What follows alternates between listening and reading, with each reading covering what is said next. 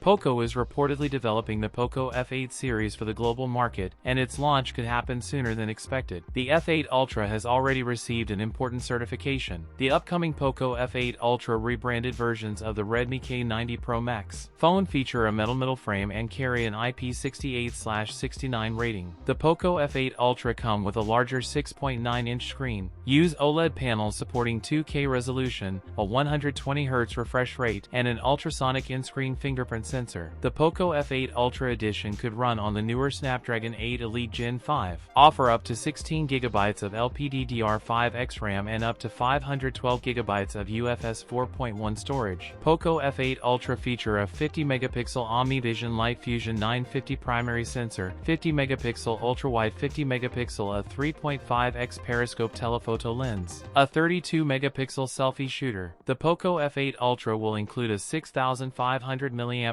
battery. That's it for today's video. If you enjoyed it, don't forget to like, comment, and subscribe for more content. Thanks for watching, and I'll see you in the next one.